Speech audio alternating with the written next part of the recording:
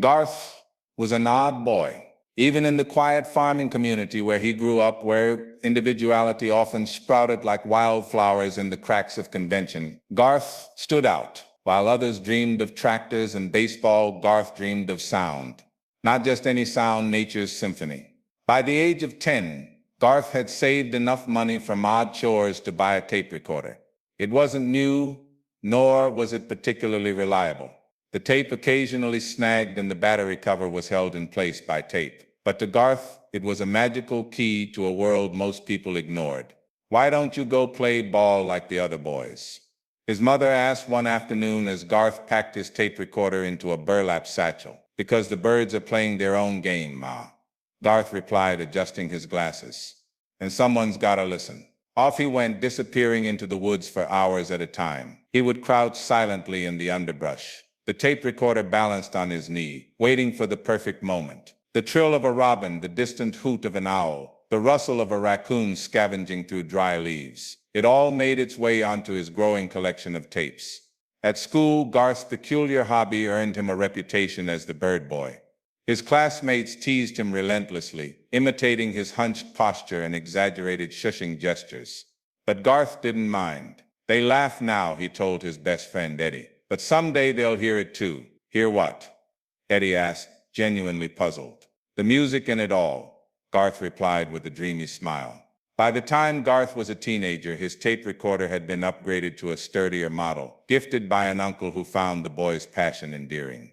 Garth's fascination had also expanded to include more than birds. Coyotes howling in the moonlight, the buzzing of bees in a meadow, even the rhythmic drip of water in a cave, became part of his auditory treasure trove. One summer evening, as a thunderstorm rolled across the horizon, Garth grabbed his tape recorder and bolted for the door. "Where are you going, Garth?" his father called after him.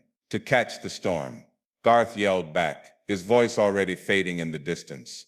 He returned hours later, drenched but triumphant, cradling the recorder like a trophy. "Listen," he said, playing the tape for his family. The low rumble of thunder mixed with the patter of rain and the occasional crack of lightning.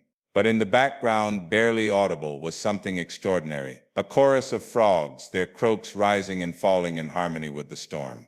"That's something," his father said, scratching his head. "It's beautiful," Garth replied, his eyes gleaming. Years passed and Garth's obsession with sound grew. While others pursued more traditional paths, Garth followed his own. He studied music, but his approach was unconventional. Instead of focusing solely on instruments, Garth experimented with blending natural sounds into compositions. "Why?" one of his professors asked, baffled by a piece that featured the hum of cicadas alongside a piano melody. "Because nature is music," Garth replied simply. Eventually, Garth found himself in the bustling world of professional music. At first, his ideas were met with skepticism. Who wanted to hear bird songs or wolf howls in a piece of music? But Garth persisted. He collaborated with other musicians, convincing them to see and hear the world through his ears. One night, as he worked late in a recording studio, a fellow musician named Robbie stopped by. "What's that?" Robbie asked, pointing to a tape labeled Night Sounds. "Something I recorded last summer," Garth replied. "You've got to hear this." He played the tape. Crickets chirped rhythmically, joined by the mournful call of a loon. Robbie listened intently, a slow smile spreading across his face. That's incredible," Robbie said. "Let's use it."